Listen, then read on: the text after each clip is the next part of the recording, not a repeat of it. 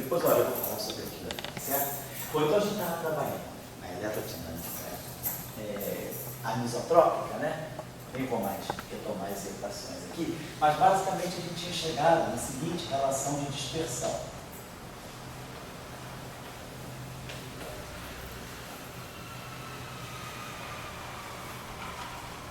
Nós tínhamos trabalhado a equação do campo magnético. Deixa eu colocar aqui rapidinho só a equação do campo magnético. A gente tinha visto que ela era rotacional de B, mais aqui um parâmetro que nós chamávamos aqui, vezes B. Aqui tinha o vetor de anisotropia espacial, que é o V vetorial E. E aqui nós tínhamos o V sobre C2. Imaginando que a gente está lidando com as equações no vácuo, né? E aí a gente tinha a rotacional, né, de B igual a zero, a rotacional de divergência de B igual a zero. Nós tínhamos aqui essa equação que nos ajudou bastante, que é o Faraday-Lenz, rotacional de E igual a menos dV dt. Então essa equação aqui foi que no espaço de Fourier ela nos dava que aqui aparece um IK, então aparece o K vetorial E zero, a gente está imaginando que a gente está pegando a solução de onda plana, e aqui aparece o menos I ômega, que fica mais I ômega, então aqui aparece ômega D zero. Era só lembrar aqui que a gente estava tomando uma solução tipo onda plana. É zero. Então, vamos estudar justamente depois a questão das polarizações, né, de Caxias menos ômega T.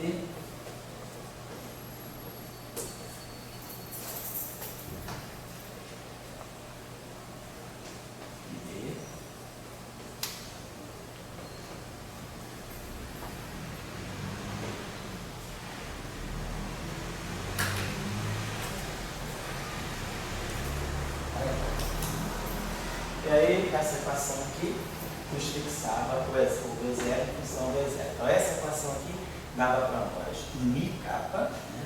I kappa vetorial B0. Mas o B0 para nós é kappa. Vamos botar aqui esse I sobre ômega. Nós aqui já vamos usar o B0, que é 1 sobre ômega, esse kappa aqui, vetorial é zero. Esse vetorial é zero, esse é zero aqui, kappa vetorial é zero, no lugar do ômega. Depois nós pegamos esse termo aqui, que é Qi B0. Qi sobre ômega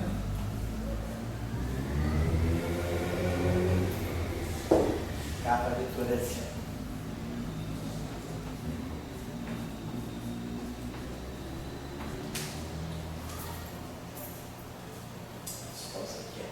Esse cara é esse, menos V vetorial é zero.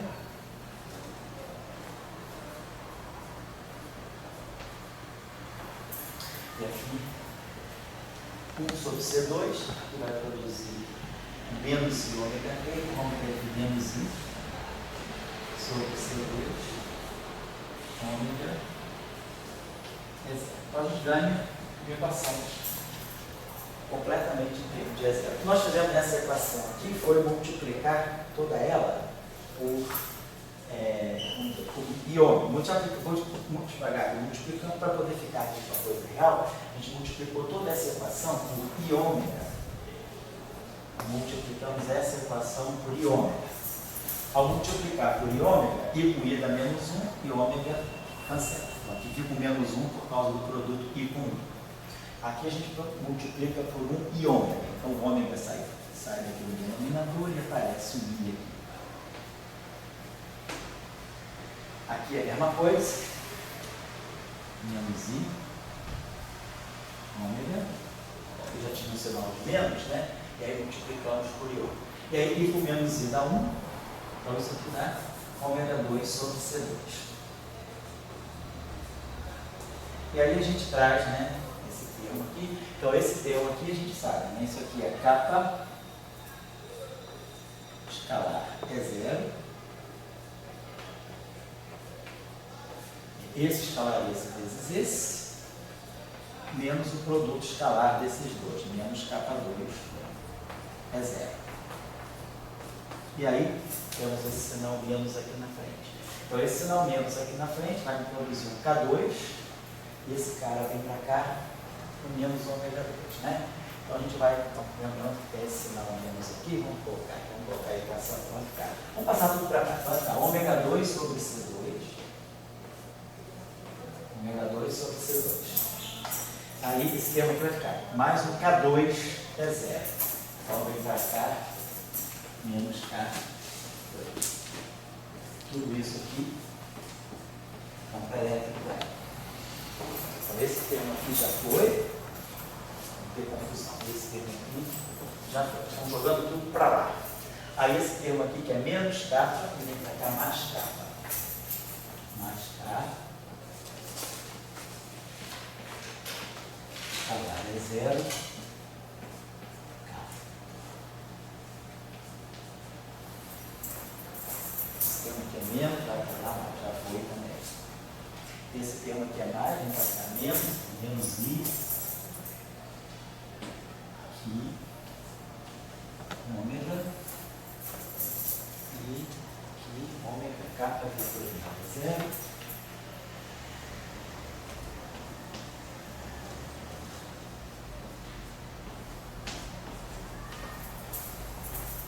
Esse também para cá mais I,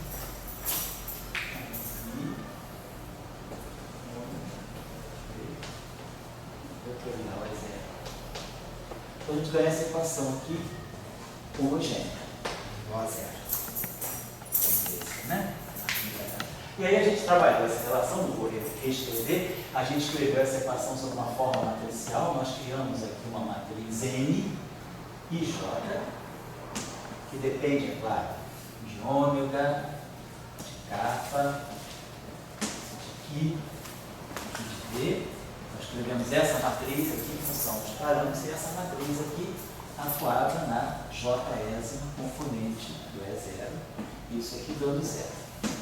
Então, para essa equação ter soluções não triviais, a gente colocou o determinante dessa matriz igual a zero, a condição de existência de solução não trivial, determinante igual a zero, e aí, com isso, saiu a nossa relação de dispersão,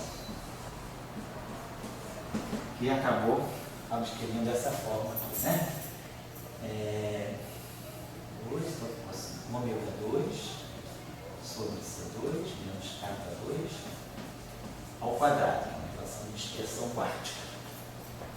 E aí aqui aparecia menos, mais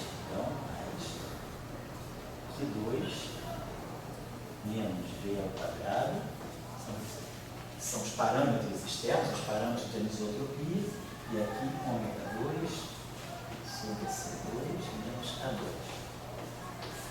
E aqui o termo menos aqui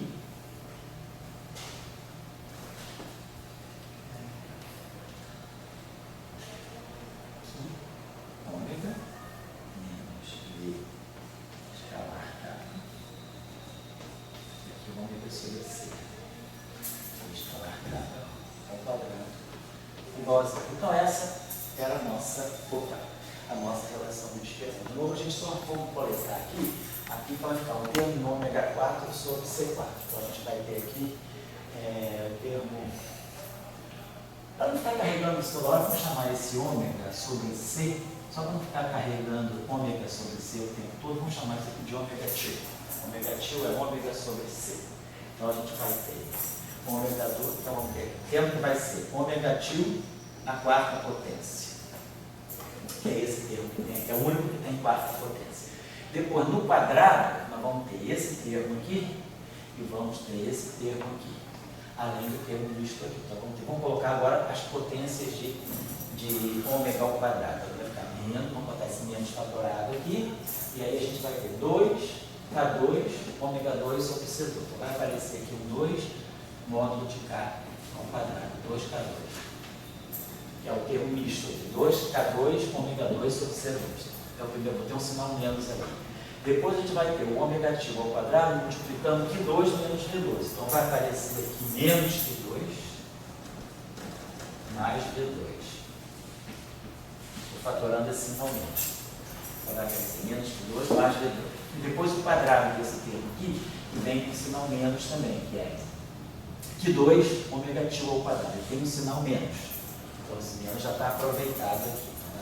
Vai aparecer aqui para nós mais um Q ao quadrado, né? Que vai cancelar com aquele menos Q ao quadrado. Então, acaba ficando só assim, mais 2 cada 2, V2. Tudo isso aqui como coeficiente de ômega ao quadrado. Então, nós já pegamos o termo quártico, o termo quadrático. Aqui pegamos esse termo quadrático, aqui pegamos o termo quadrado. Vamos pegar agora o termo linear em ômega, que é esse termo cruzado aqui. Menos vai dar mais, vai ficar mais duas vezes que V escalar kappa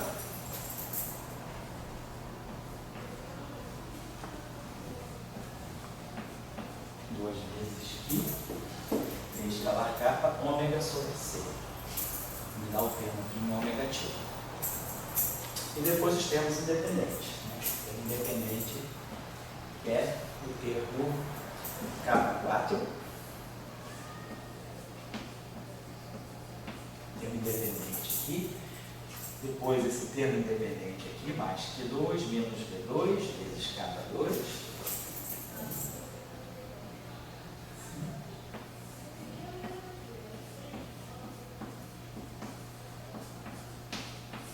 Sobre K2. É esse termo aqui, né? Q2 menos V2, então sinal menos. E depois o termo independente aqui, que vai aparecer no sinal menos, V escalar kappa ao quadrado. Vai aparecer aqui.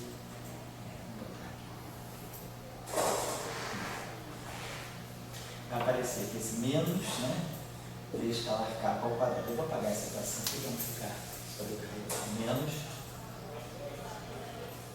V escalar kappa ao quadrado. Isso aqui igual a zero. Então nós temos uma equação nada trivial, que é uma equação quártica. Não seria nenhum problema se esse termo aqui estivesse ausente, mas esse termo aqui é mais complicado. Resolver uma equação do quarto grau completa, né? No termo linear não é uma coisa. Existe solução, né? Aquela solução lá de Diophantine, é um método de resolver equações quárticas, mas aí nem vale a pena, não está nem preocupado com isso. E o termo independente aqui. Agora observe o seguinte, na aula passada eu tinha colocado para vocês, quem calcular o determinante dessa equação vai encontrar não só essa relação de dispersão. Essa relação de dispersão que aparece aqui é a relação de dispersão não trivial. A gente tinha, na verdade, a relação de dispersão, deixa eu botar aqui, a relação de dispersão saía daqui, recolocando aqui, para a gente pegar esse, calcular realmente lá, ou a mão ou no meio, não importa. Calcular o determinante de n igual a zero, isso aqui dá para nós, a seguinte coisa, dá um ômega 2 sobre C2 menos K2 ao quadrado. E vocês observam o seguinte, essa aqui, é uma matriz, né, que ela tem, é uma matriz 3×3, ela tem ômega 2 menos K2, ômega 2 ela tem na diagonal, ômega 2 vai ser um determinante 6 por 6, ela vai ser uma matriz determinante de ordem 6 em ômega, né? Ela vai ter ômega 2 menos ômega 2 sobre C2 menos K2 na diagonal. Então, isso claro vai dar uma potência ômega 6. A relação de dispersão que sai daqui, então, é isso aqui, vezes aquela nossa relação de dispersão que nós tínhamos escrito, que é, aqui de novo, para nós, ômega 2 sobre C2, aqui, menos K2 ao quadrado, mais Q2 menos V2, ômega 2 sobre C2, menos K2, e depois o termo que é menos, aqui, ômega sobre C menos V escalar kappa ao quadrado. Tudo isso aqui é a nossa relação de dispersão. Na verdade, é uma equação de ordem 6 em ômega. Só que essa relação de dispersão aqui, trivial, ela se fatora. Então, eu tenho duas relações de dispersão, na verdade. O produto é zero. Então, ou é zero, essa relação de dispersão aqui, menos trivial, ou é zero, ômega 2 sobre C2, né, menos K2. Ou seja, ômega igual... As mesmas. São duas relações de dispersão que saem daqui. É um produto. Quando você calcula esse determinante é esse fator vezes esse fator. Então, para isso aí ser zero, ou isso, aqui não dá um quadrado, não, perdão. Ou esse primeiro fator é zero, ou o segundo fator é zero. O primeiro fator é a relação de dispersão típica do fóton. Então, ômega igual a K C. É a mesma equação ou são duas equações? Não, são duas equações. Tem essa e essa. Isso aqui é isso aqui. E isso aqui é isso aqui. Então, esse pedaço da relação de dispersão, primeiro, isso aqui é igual a zero. Desculpa, eu estou mais lugar. Você daquele desse determinante, podia fatorar ou podia abrir? Não, você fatora. Ele sai assim, automaticamente. Tá. E essa lá de baixo? É a mesma pressão? É a parte desse fator. Se isso aqui vezes isso aqui é zero, então, ou isso aqui é zero, ou isso aqui é zero. Esse termo aqui de baixo é só isso aqui. Isso aqui que está aqui em cima, que é quarto de ômega, é essa equação aqui. Então, essa relação de dispersão é isso aqui. E essa relação de dispersão... Aqui é uma mais geral que essa outra. Que é essa, exatamente. Essa aqui me dá a relação de dispersão típica do fóton. Por quê? Por que aparece isso? Por que esse fator aparece? Ele é casual? Eu descubro isso por acaso ou eu já esperaria? Você sabe que a formulação é invariante de Gauge. As equações de Maxwell são invariantes de Gauge, mesmo com essa mesotropia. A mesotropia não quebra a simetria de Gauge. Então, se ela não quebra a simetria de Gauge, deve certamente aparecer um fóton tradicional. Então, tenho essa relação de dispersão, como tenho essa aqui, menos trivial. Essa relação de dispersão é esse pedaço aqui. É isso aqui igual a zero. Então, eu vou apagar aqui para evitar a confusão. Então, essa parte aqui já foi discutida.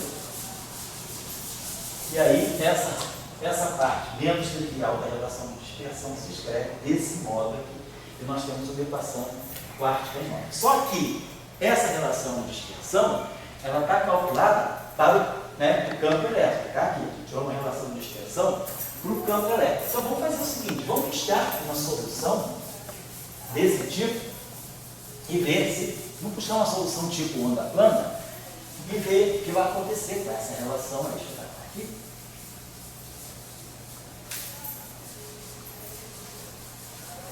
Por exemplo, a gente tem aqui...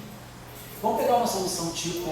Então, a gente sabe, solução tipo onda plana. A gente pegou aqui, mas a solução... deixa eu pegar aqui. Nós pegamos essa solução aqui, só para o campo elétrico. O nosso campo elétrico, então, o vetor é zero. E o nosso fator exponencial. Claro que a onda física, quer dizer, o campo elétrico físico é a parte real disso aqui, que é, vamos dizer assim, que é o cosseno de kx menos ômega t. Então, vamos dizer, a gente tem essa onda aqui. Vamos pegar uma onda circularmente polarizada. A gente sabe que a gente tem os vetores de base. A gente pode escrever esse campo elétrico um vetor tridimensional. Então, eu posso escrever esse campo elétrico, esse é zero aqui, a gente pode escrever como sendo um é zero, componente x na direção x, mais um é zero, componente y na direção y, mais um é zero, componente z na direção z. Por exemplo, podemos pegar um campo elétrico assim. A gente sabe que muitas vezes a gente está interessado em uma polarização linear. Poderia pegar uma polarização linear, posso pegar uma polarização circular, posso pegar uma polarização mista. Vamos estudar onda circularmente polarizada. Vamos pegar uma onda, pegar um caso especial de uma onda circularmente polarizada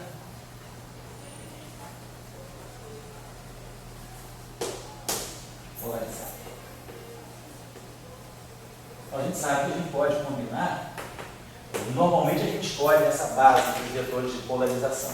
A gente pode pegar esse vetor aqui, a gente pode combinar x chapéu mais y chapéu sobre raiz de 2. Vamos dizer, isso aqui é uma primeira polarização que eu vou chamar de epsilon 1. Posso pegar x chapéu menos, vamos ver já qual é o significado dessas combinações, né? Essa aqui vai ser uma polarização ε2, e a gente pode pegar o nosso ε3, a terceira polarização, que é a polarização igual a Z. Vamos pegar essa onda. Então, digamos que a gente pegue esses vetores de polarização. Claro que esse igual a gente tem que ε1 chapéu são vetores complexos, né? Então, esse ε1 aqui, escalar, ε1, ele vai dar o quadrado desse, né? Como tem o estar, vai ter módulo 1. Esse aqui tem módulo, então, quer dizer, e agora, esse é ortogonal a esse. Se eu pegar esse escalar, esse aqui estar, né? Vai ficar x chapéu menos i, y chapéu sobre raiz de 2, não é isso? E aí, se eu pegar x chapéu menos i, y sobre raiz de 2, estou pegando esse cara escalar com esse aqui. Então, isso aqui com isso aqui dá 1 meio. Esse cara aqui dá menos x e y, porque esse aqui é o complexo conjugado, né? É ε1 escalar ε2, né? Perdão. ε1 escalar ε1 estar, ε1 estar, ε1. Então, se eu pegar esse cara aqui estar, que é x menos i, y, e fizer o produto escalar por ele mesmo, que é x mais y, isso aqui vai ficar 1, isso aqui vai cancelar, isso aqui vai ficar 1. Então vai ficar 2 sobre 2 que dá 1. Vale a mesma coisa para o ε2. Então eu tenho que ε1 estar, vai botar assim, εi estar. Escalar εi estar vale 1. Isso está aí igual a 1, 2 e 3. A relação de ortogonalidade entre eles, né, é essa aqui. ε1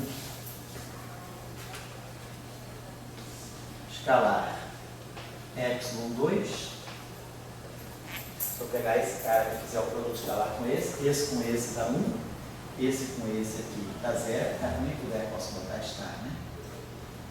E se eu tiver um estar, né, quer dizer, quando eu fizer esse produto escalar, esse com esse dá 1, esse com esse dá 0, esse com esse dá 0, porque x é ortogonal a y, e esse com esse aqui dá menos 2, dá menos 1. Então, essa relação, a gente pode botar essa relação em caráter geral. εi estar, εj da delta j. Então, a gente tem uma base ortonormal nesse sentido aqui, certo? Boa tarde, tudo bem? Temos essa base. Então, vamos fazer o seguinte, vamos só apagar isso aqui. Onde eu vou poder apagar? Vou deixar isso aqui que eu vou precisar. Essa equação aqui eu vou precisar. Vou deixar essa relação de dispersão aqui. Fazer o seguinte, eu vou deixar, então, mas eu vou utilizar, vou guardar esse restinho de quadro aqui, deixa eu fazer assim, pegando cá, deixa eu tomar um tempinho copiando isso aqui, vamos botar aqui o negativo ao quadrado, menos k2, é 0, mais k,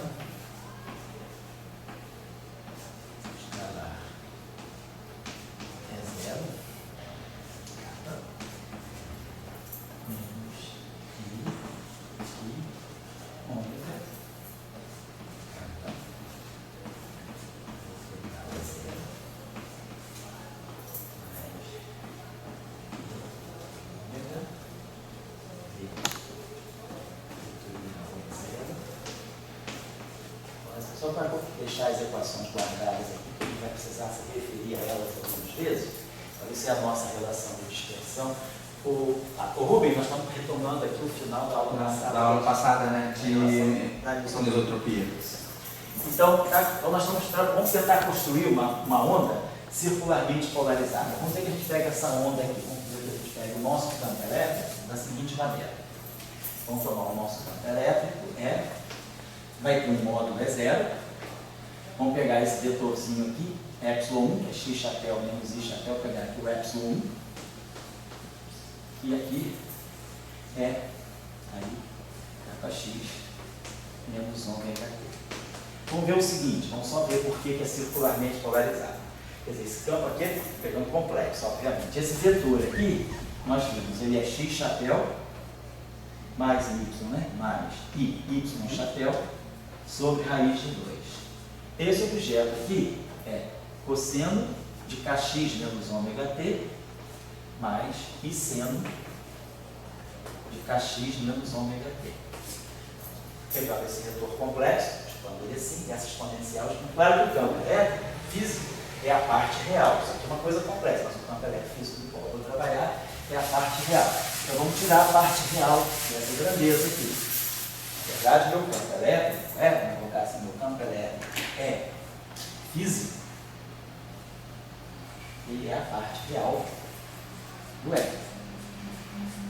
Então, se a gente for pegar a parte real, o E0 fica aqui. O E0 está guardadinho, tão bonitinho, porque o E0 é um módulo real.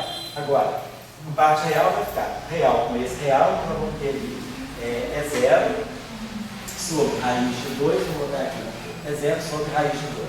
Porque vai sair um raiz de 2, vai ter um raiz de 2, então E0 sobre raiz de 2. Aí vamos ter aqui cosseno de kx menos ômega t na direção x. Esse pedaço aqui que interfere x como seno é imaginário. Esse pedaço que interfere y como cosseno é imaginário. Está fora, primeiro na parte real. E aí vai dar para nós menos seno de kx menos ômega t na direção y.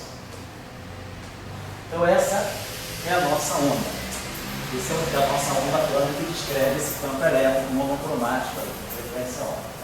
Bom, aí a gente vai olhar a componente x desse campo, né? Então, a gente vai ver lá, a componente x do campo elétrico, ela é E0 sobre raiz de 2, cosseno de kx menos ômega t.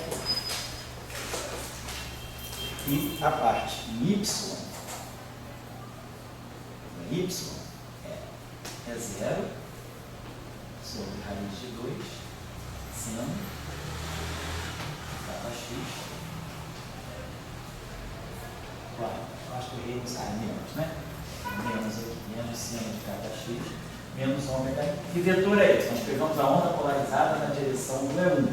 E1 é o vetor x mais y sobre raiz de 2. Então nós estamos pegando uma onda circularmente polarizada com o campo elétrico vibrando ao longo do plano G. Não estou dizendo que essa onda é transversa, nós já tínhamos estudado na aula passada que devido à equação de Gauss, dessa eletrodinâmica, nós tínhamos que divergência de E menos V escalar B é igual a zero. Então, nos passos de Fourier, isso aqui nos dá I kappa escalar E0 menos V escalar B0 é igual a zero. Então, como eu tenho campo magnético, a onda se propaga, ela tem que ter um setor magnético, a parte projeção do campo elétrico ao longo da direção de movimento, diferentemente de Maxwell, não é mais zero. Minha onda não é completamente transversa. O campo elétrico tem componente ao longo da direção de movimento. Então, pode ter ou não pode ter, né? Então, a gente está pegando, vamos dizer assim, uma onda, estou pegando. Nesse caso aqui... É como aquela explicação que você deu do campo aqui e ele está um pouquinho para cá. Isso, né? Exatamente. Ele não tá no plano, do E. Ele tem um ângulo. Tem um ângulo. Tem uma componente ao longo da direção de movimento, certo?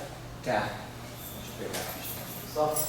Bom, então, agora, claro que essa situação aqui, né, ela está me dizendo, claro que se o campo magnético, que é se organizar de tal maneira que ele seja ortogonal a V, eu posso pegar, vamos dizer, a onda em princípio, isso aqui seria uma medida da parte longitudinal do campo elétrico, como você está falando, a projeção do campo elétrico ao longo da direção de movimento. Mas se o campo magnético, e aí a gente tem essa relação aqui, nós temos que o rotacional de A, que é K, o rotacional de E, que é K vetorial, é zero, nós tínhamos que é fase lenta, nós usamos essa equação, é ômega B0. Assim, então o B0, ele é ortogonal ao E e ele é ortogonal ao K. O E não necessariamente é ortogonal ao K, mas nada me impede de eu pegar, para ver se é possível eu ter um campo magnético. Se o meu campo elétrico for, por exemplo, não tiver componente longitudinal, não tiver componente K, se o meu campo elétrico for puramente na direção XY, é claro que eu posso ter essa condição aqui realizada. Então, eu estou dizendo que, em princípio, né, O meu campo elétrico tem um componente também longitudinal. O campo magnético, não. O campo magnético é ortogonal, por causa da lei de Gauss. Divergência de B é igual a zero. Então, kappa escalar P0 é zero. Então, o magnético é ortogonal. Mas o campo elétrico pode ter aquele ângulozinho para fora do campo. Pode ou não pode, pode ou não, porque depende se o campo magnético é ortogonal, aquele vetor de fundo ou não. Se for esse ângulo como se fosse zero. É como se fosse zero, exato. Então, vamos ver se essa solução é possível. Que solução que eu estou pegando? Eu estou pegando uma solução justamente no plano XY. Agora eu vou querer saber, será que eu posso pegar uma onda que esteja se propagando ao longo do eixo dos eixos? O meu campo elétrico, as componentes dele estão no plano XY. E uma onda, vamos ver aqui por que essa onda é circularmente polarizada, né? Se a gente for fazer um gráfico aqui do campo elétrico, né, no plano, né? Vamos dizer que a gente pegue x igual a zero. Eu estou no plano x igual a zero. Se x é igual a zero, isso aqui é cosseno de ômega t. A componente x é cosseno de ômega t. E a componente y é seno de ômega t, porque tem esse menos aqui e seno de menos ômega t.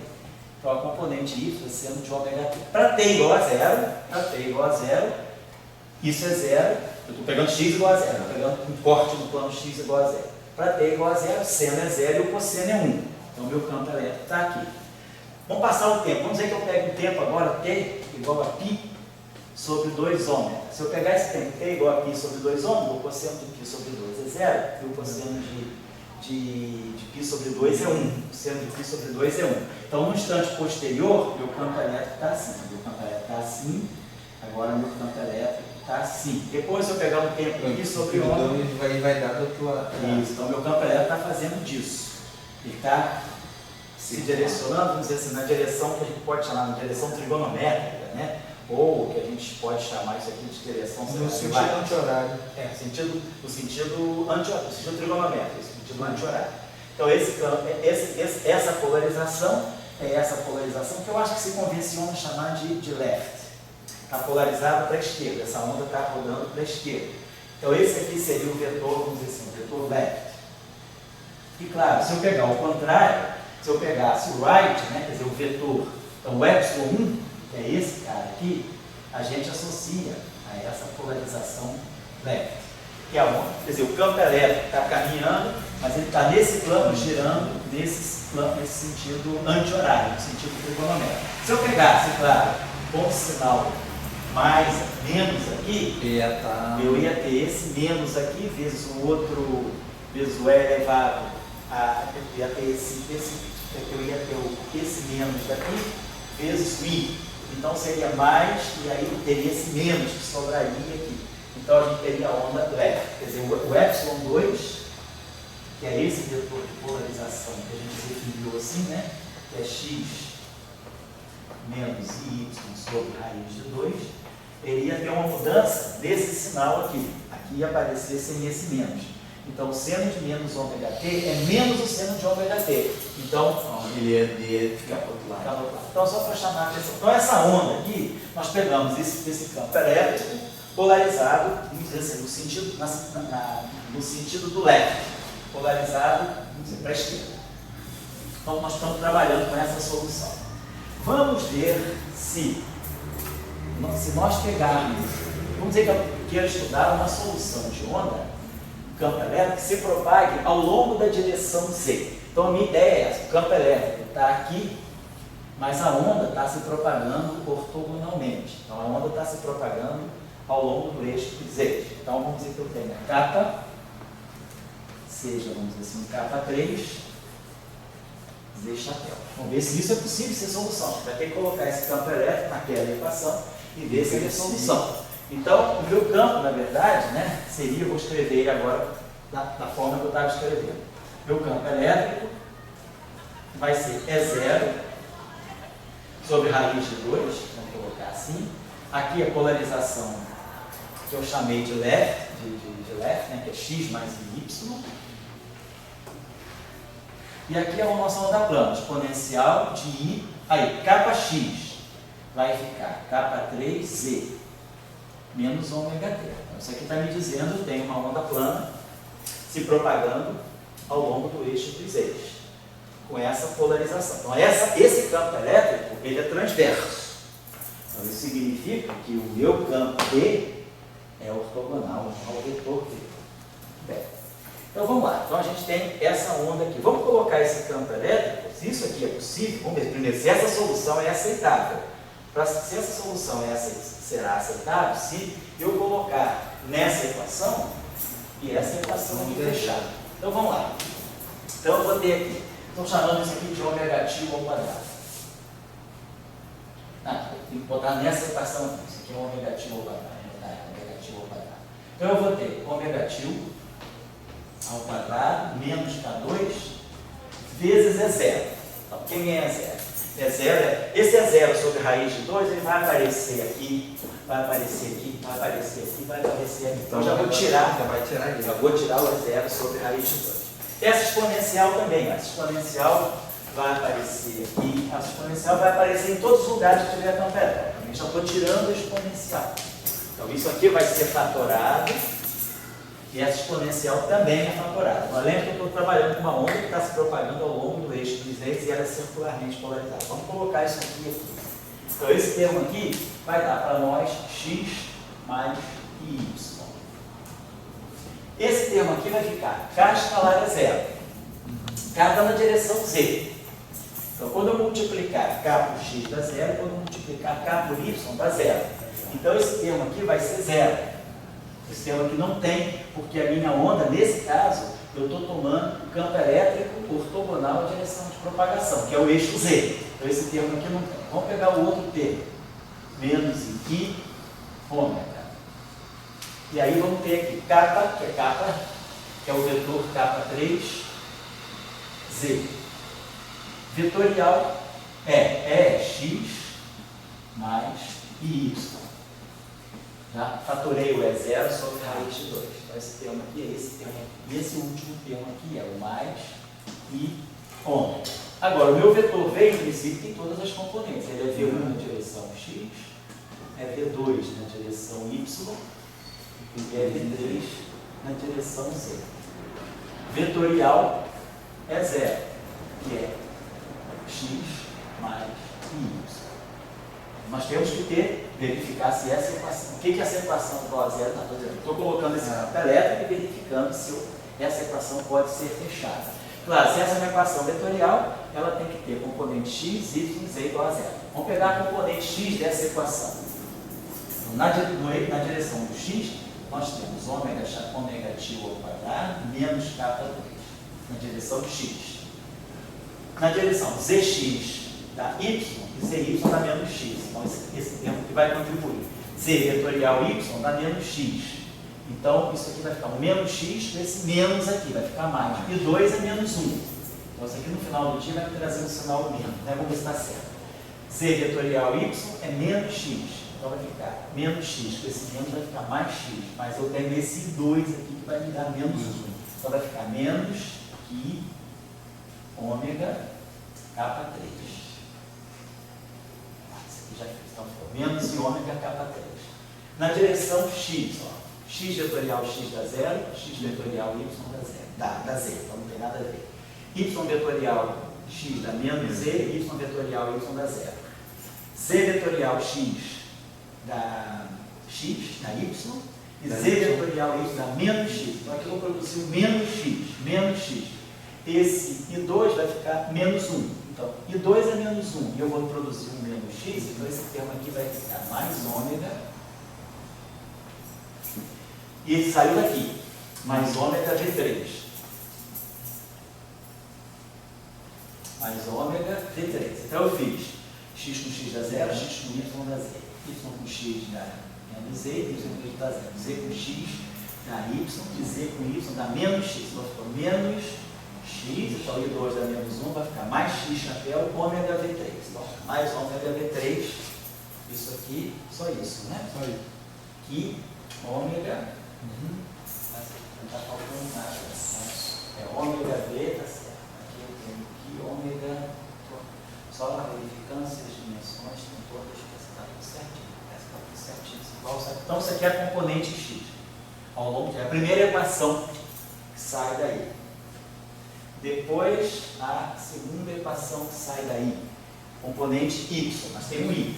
Então, essa componente aqui está me dando o seguinte, I com negativo ao quadrado menos K2. Tem esse I aqui.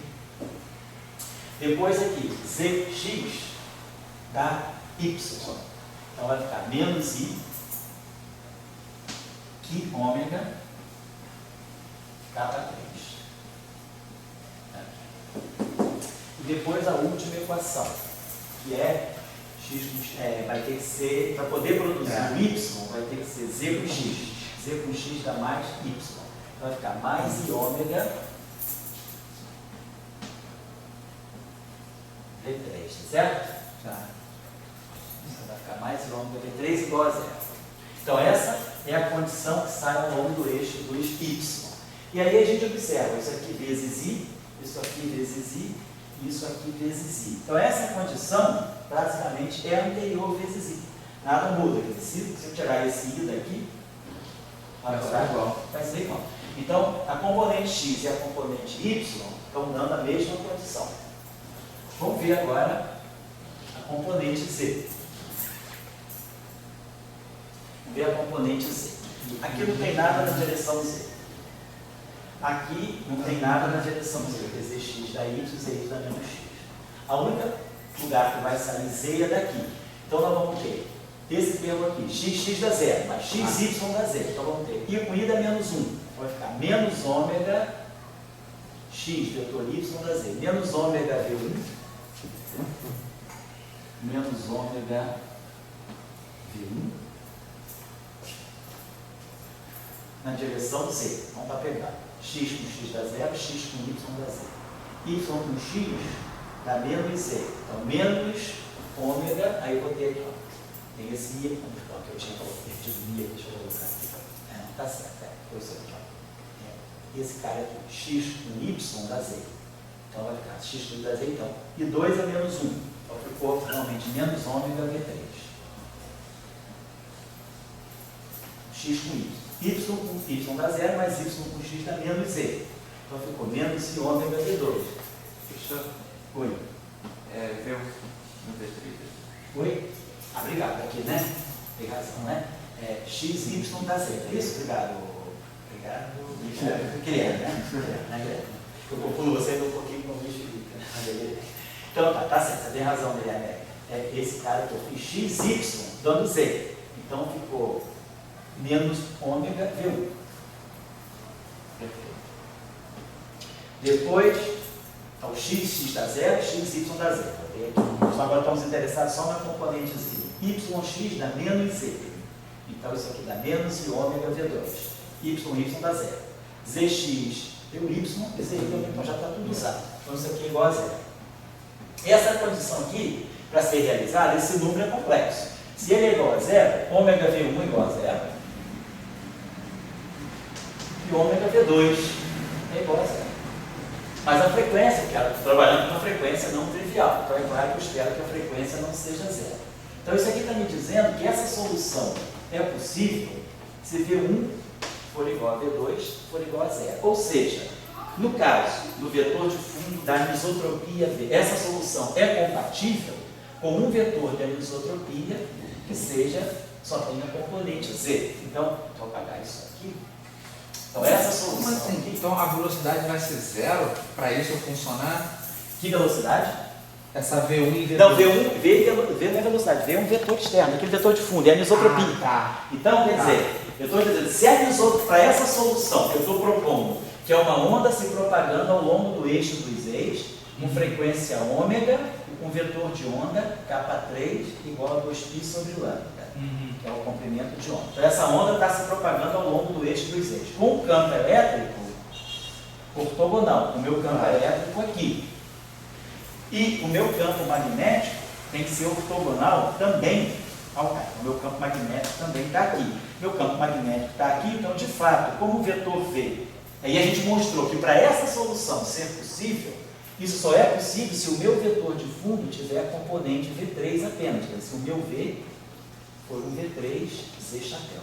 Então, eu estou dizendo o seguinte, eu estou estudando uma solução que a onda se propaga ao longo desse eixo e o vetor de fundo, quer dizer, essa onda está alinhada como um vetor de fundo. Então, é como se eu tivesse um vetor de fundo aqui eu fixo, como ele é vetor de fundo é dado, eu fixo, por exemplo, vou fixar meu eixo Z na direção do V e tem os dois eixos ortogonais. E eu jogo uma onda na direção da anisotropia. E aí essa solução fecha. Eu posso ter uma onda circularmente polarizada propagando-se ao longo da anisotropia e o campo elétrico e o campo magnético ortogonais. Então, nesse caso, eu tenho uma onda transversa. Eu posso ou não ter uma onda transversa. Nesse caso, eu tenho. Agora, vamos olhar a relação de dispersão. Relação de dispersão é uma relação entre ômega e K. A relação de dispersão está aqui. É uma equação quadrática em ômega. Então, eu vou ter a relação de dispersão é isso aqui. Ômega tio ao quadrado menos Qi K3 ômega, esse termo aqui, aliás, Qi é V3, né, vou botar aqui menos, né, Qi ômega, Qi K3, menos V3 ômega. Então, a relação de dispersão é quadrática, tem esse termo em ômega, igual a zero. Seria só isso, né? Isso, eu não tenho. E aí eu tenho que ter um K2 aqui. Menos K2. Em termo independente. Isso aqui é o vetor K completo. Então é isso aí, né? Tem ômega 2 menos K. Então ômega 2, esse termo aqui é o termo linear em ômega, e tem esse termo aqui que é menos K2. Então eu tenho essa relação de dispersão. Então, claro, essa relação de dispersão aqui é uma equação do segundo grau em ômega, que é o negativo, né? Estou esquecendo de botar o negativo aqui. Tudo é ômega negativo. O que era ômega? Se eu não sei, escrevi essa equação toda em função de ômega negativo. Eu esqueci de botar o tiozinho lá. Tá? Então, essa aqui é a nossa relação de dispersão. Deixa eu apagar isso aqui. Isso aqui foi só um cálculo intermediário. Então, a gente pode ter a seguinte situação. Vamos tirar as raízes dessa equação. O negativo, então, vai ser Qi K3 menos V3 mais ou menos raiz quadrada desse objeto aqui ao quadrado, Qi K3 menos V3 ao quadrado.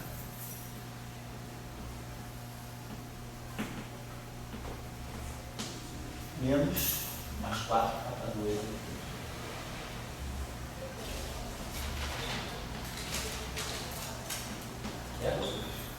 sobre 2. Ômega tio 2, né? Oi? Ômega tio 2 também. Ômega onde? Menos 4, mais 4 kappa tio. Não, ômega não, isso é uma equação de segundo grau. É menos 2. Tá. O ômega menos 2 menos 4 certo? Tá. Isso aqui é menos, certo? Valeu. Tá? 2 aqui é 2. Tá? Então, a nossa solução ficou com essa, vamos dizer assim, com essa estrutura aqui. O ômega negativo ficou. Então, vou ter esse sinal mais e esse sinal menos. Aqui vamos observar o seguinte, ó. Esse cara aqui é Qi K3 menos V3. Esse número aqui tem módulo maior do que esse. E esse por causa desse 4K2. Então, essa raiz aqui seria uma raiz de frequência negativa. Frequência negativa não significa, frequência para nós, por definição, é uma grandeza positiva. Então, essa equação vai ter uma raiz única. A raiz que a gente vai ter aqui vai ser Qi K3 menos V3. Quer dizer, vamos fazer duas considerações, é claro. Esse número aqui pode ser negativo. Se esse número aqui for negativo, porque Qi é um parâmetro dado. Qi e V3 são parâmetros dados. O vetor, que é a terceira componente do vetor de fundo e a anisotropia espaço-temporal. Tem dois parâmetros do modelo. Então, esses parâmetros são níveis. Se eles são dados, eu fixo esses parâmetros. O K3 é uma onda, eu vou dar. Está ligado ao comprimento de onda. Então, se eu produzir uma onda, o comprimento de onda, que é o 2π sobre K3, né? O K3 é o 2π sobre lambda nesse caso. Na verdade, é módulo de K, que é 2π sobre lambda, né? Mas nesse caso o vetor K só tem componente K3. Então digamos que K3 seja positivo. O módulo de K é K3. Quer dizer que pegue K3 positivo. Então o comprimento de onda é lambda sobre 2π K3. 2π sobre K3. Então vamos dizer que eu tenho um comprimento de onda tal que o meu K3 seja colocado nessa equação e dê isso positivo. Vou produzir, então, vou tomar aqui K3 positivo. Então, se isso aqui é positivo, essa segunda raiz vai ser negativa. Porque esse cara aqui tem módulo maior do que esse. Claro, se esse cara aqui for negativo, não tem problema. Se esse cara aqui for negativo, a solução positiva é que vai ser excluída. Porque esse cara, a solução positiva fica e esse negativo sai. Então, de qualquer maneira, esse sinal menos está excluído. Se esse cara é positivo, esse sinal menos vai dar uma frequência negativa. Se esse cara é negativo, com o sinal menos, isso vai ficar mais negativo ainda. Então, esse cara é negativo, mas esse cara aqui tem módulo maior do que esse, a frequência fica positiva. Então, nesse caso, o sinal da frequência está fixado, é o sinal mais. Então, nós vamos ter que K3 menos V3 mais raiz quadrada, vou colocar aqui, né? De que K3 menos V3 ao quadrado, mais 4K2, sobre 2. Então, essa é a nossa frequência. Então, agora a gente pode aí calcular a nossa velocidade de grupo. Então, a velocidade de grupo dessa onda aí, só calcular. Então, por exemplo, a velocidade de grupo vai ser a derivada do ômega, nesse caso, quer dizer, vamos chamar a velocidade de grupo tio. Na verdade, eu estou derivando, né, ômega tio sobre C. Na verdade, então, eu estou calculando não a velocidade de grupo, estou calculando V tio é a velocidade de grupo sobre C. A gente tem o seguinte, a velocidade de grupo é a derivada do ômega em relação ao módulo de K. Nesse caso, módulo de K é o K3. Então, essa vai ser a minha velocidade de grupo. Claro, se eu dividir isso aqui por C, eu vou estar dizendo que eu tenho uma velocidade V tio, que é a derivada de ômega tio em relação a K3. Então, por isso que eu estou colocando. Mas, na verdade, é só lembrar que a velocidade de grupo verdadeira, a velocidade de grupo verdadeira, a velocidade de grupo vai ser C vezes V tio tio. Estou só colocando isso aqui. Então, a gente vai ter derivada de ômega tio em relação a K3. E aí, é só derivarmos essa equação aqui. Aqui eu tenho esse fator 2. Então, isso aqui vai ficar aqui sobre 2, K3, né? Estou derivando em relação a K3. Aqui sobre 2, K3 derivado. Esse aqui é um vetor de fundo constante, não tem nada a ver com K3. E vou poder derivar esse termo aqui, que vai dar mais. Aqui eu tenho um meio, aqui vai ficar mais um meio, vai ficar mais um quarto. Certo? Né? Vou ter aqui a derivada, aqui um meio, e aqui eu vou ter a derivada da raiz quadrada. A derivada da raiz quadrada é um meio, 1 sobre a raiz quadrada, tudo aquilo que está lá dentro,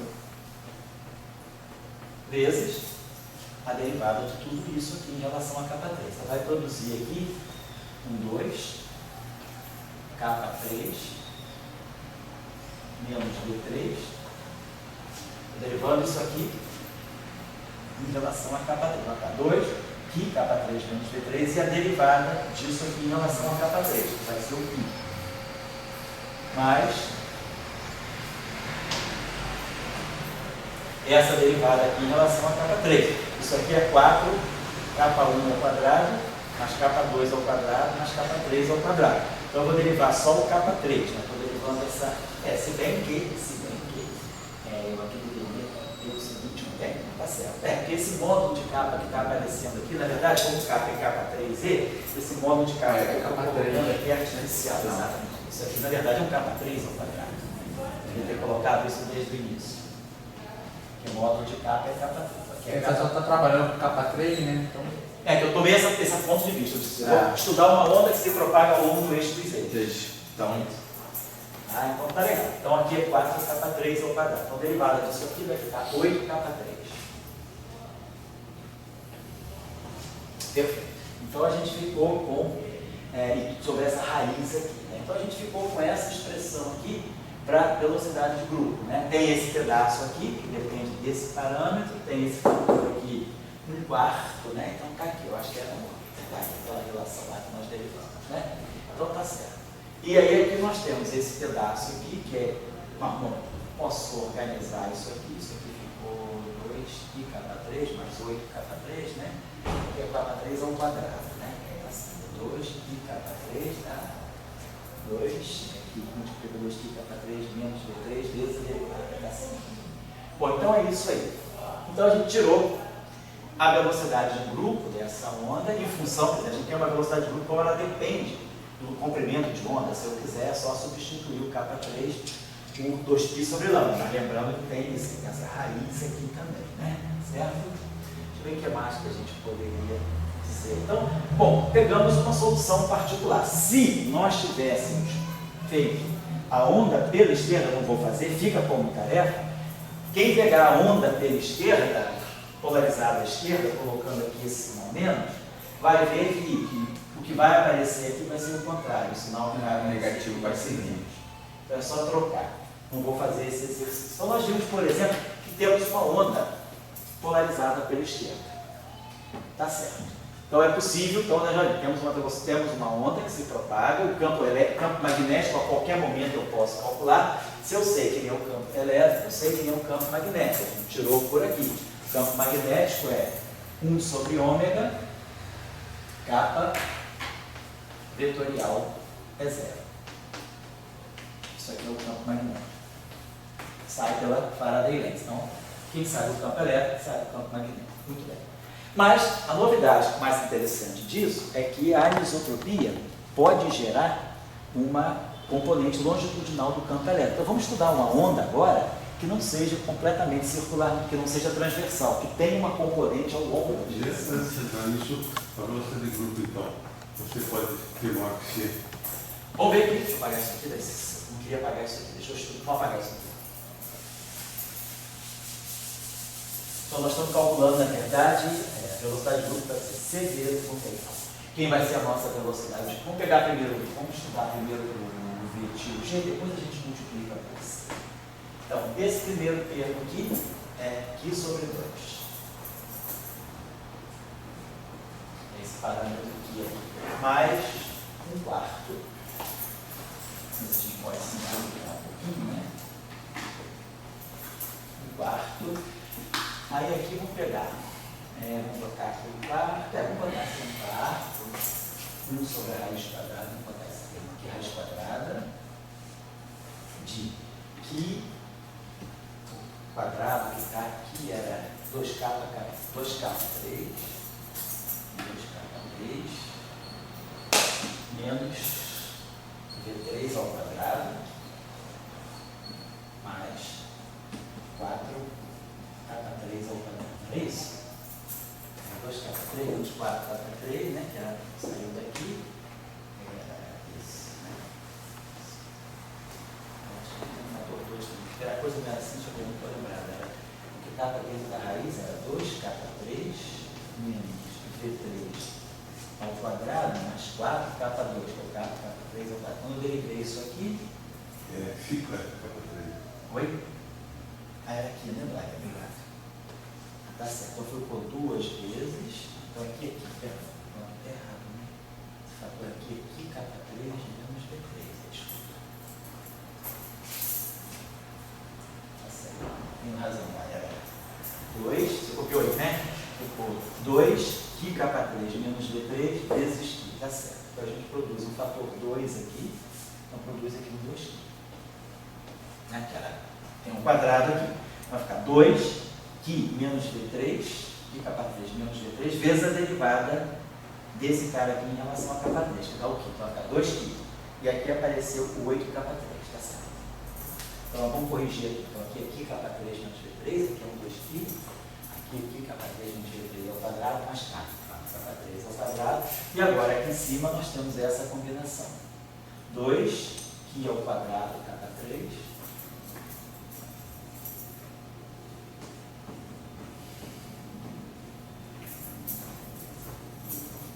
Q ao quadrado K3, mais 8K3,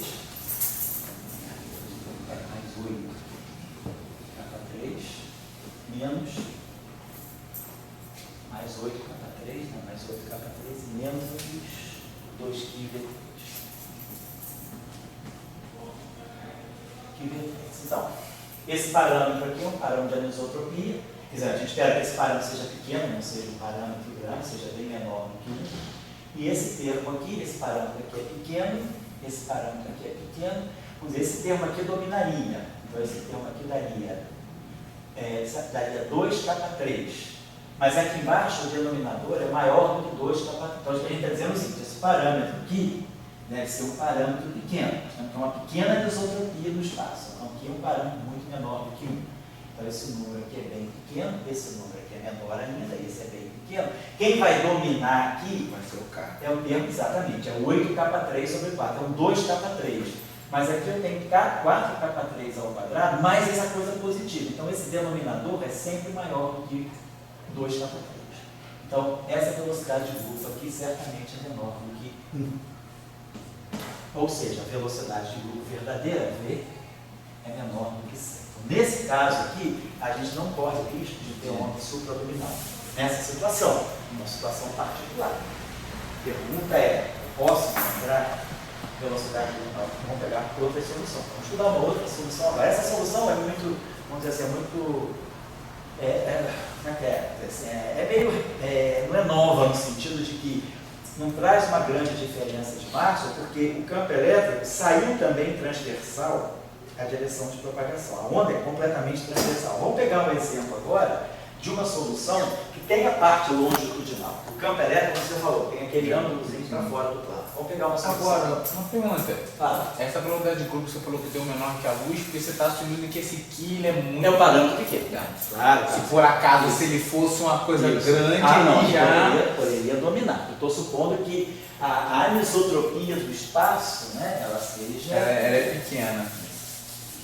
Mesmo como ele está falando aí, você já pode ter velocidade de grupo maior.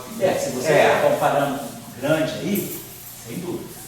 O que a gente vê, eu vou fazer um pouco de filosofia da ciência, Tá? quer dizer, Pode falar aí. você nota, digamos, que o eletromagnetismo, então, ele tem, vamos dizer, mais janelas, vamos dizer, além da de Maxwell, você coloca mais janelas para ele. Sim. E você vai ver o que acontece depois da tua equação está escrita. Quer dizer, você primeiro escreveu uma relação de velocidade de grupo. Eu tenho essa relação. Pode botar que se pequeno ou que se maior. Mas aí, se você tiver, a partir dessa relação, Sim. você vai poder obter uma velocidade, vamos dizer, propor uma velocidade acima da luz. Certo. Então, quer dizer, você está lendo a partir da tua equação. Certo. O eletromagnetismo me parece, você fala que tem 39 modelos. Ele me parece um caso típico, assim como você falou que a equação de Dirac, da equação, Sim. você deu a antimatéria. Sim. Aqui do eletromagnetismo, todos esses eletromagnetismos que estiver propondo, você não está violando a conservação da carga nem a invariância da luz. Certo? E você está, agora, a partir de equações múltiplas que tem dentro dele, você pode ver outras coisas. Então, o eletromagnetismo, vamos dizer, ele permite, vamos dizer, a partir da invariância da luz e da conservação da carga elétrica, você ter múltiplas equações, possibilidades, vou chamar como diz aí, de multiversos eletromagnéticos, né? Que você pode ter situações. Então não existe nada assim tão bem definido, você tem que ter voltado acima da luz, por aqui. Você tem, vamos dizer, multiversos eletromagnéticos. Então, você pode ter, vamos dizer assim, extensões, você vai ver novas realizações do eletromagnetismo. Né? Porque as equações de Maxwell são muito limitadas, elas limitadas, mas são muito boas, elas têm uma classe muito grande de fenômenos, né? Mas elas têm assim uma limitação grande porque elas não dão nenhuma descrição da estrutura microscópica das cargas, né? Rho é Rho, J é J, mas o que está dentro do Rho, que tipo de partícula tem a carga. E quando a energia começa a ficar muito grande também. Também. Quando a energia, quando você vai ter onda com altíssimas frequências, né? Onda com altíssimas energias ou com altíssimas amplitudes, né? Campos elétricos muito intensos, campos magnéticos muito intensos, você já pode começar a acessar um regime de não linearidade. O eletromagnetismo já, as equações de Maxwell perdem a não linearidade. Vamos falar, eu estava pensando, eu tenho que brincar isso lá, não vai dar tempo. que era falar já de hoje o Euler Heisenberg. Eu nem botei ali, mas na próxima aula certamente a gente pode já atacar o Euler Heisenberg, que já é um eletromagnetismo com alta não linearidade. É o pré-Bohr-Niefeld, mas já tem bastante não linearidade. Mas eu acho assim, olhando mais para a filosofia da ciência experimental, quer dizer, você tem que ter algum princípio no teu modelo. Certo? O princípio é a invariância da luz e conservação da carga elétrica. Sim, sim. Daí a pergunta é a seguinte, isso aí me fixa a minha equação, a minha teoria, entendeu? Ou tenho, a partir desses princípios, a possibilidade de ter múltiplas versões. E você começa a notar que isso não tem. Eu acho que isso talvez seja bem mais frequente em física do que apenas o que a gente está falando. Sim, sim. Eu não sei se, vamos dizer, a partir de uma relatividade, porque a partir da equivalência, você teria uma só relatividade, uma só equação de área. Sem considerar a função, será que você pode ter mais alguma coisa? Entendeu? Assim, essa, por exemplo, a gente, quando deu o caso da QCD, você, a partir daquela simetria S3, você pode ter uma multiplicidade, vamos chamar multiversos, pode botar quantos campos de Gauge, etc. Você pode fazer. Então, eu acho que hoje em dia tem um assunto a pensar, que dado princípios bem determinados, experimentais, etc., se você só tem um modelo analisando aquilo, ou pode ter múltiplos modelos. A string, que eu não conheço bem, fala em múltiplos universos. Então não é uma linguagem nova, nada assim. Não. Claro que não. Quer falar alguma coisa? Porque o que você está falando, eu acho que tem muito, por exemplo, experimentalmente falando, tem muito dos parâmetros que você precisa.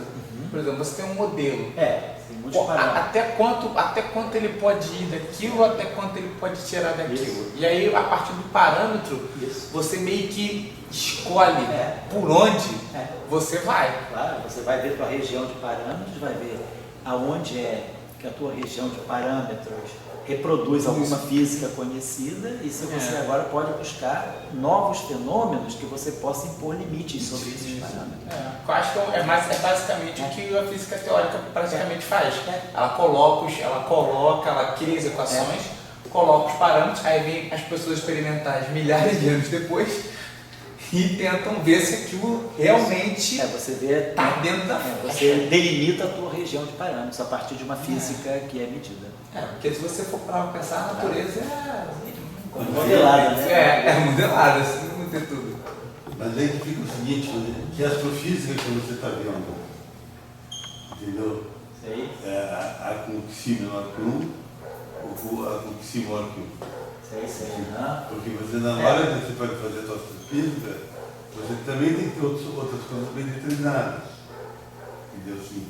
Então, eu acho que a relação de dispersão, ela é um assunto assim... fundamental. Porque a relação de dispersão depois, se você vai fazer a quantização, se você vai pensar agora na correlação partícula-onda, a relação de dispersão é que vai virar a tua relação entre energia e movimento.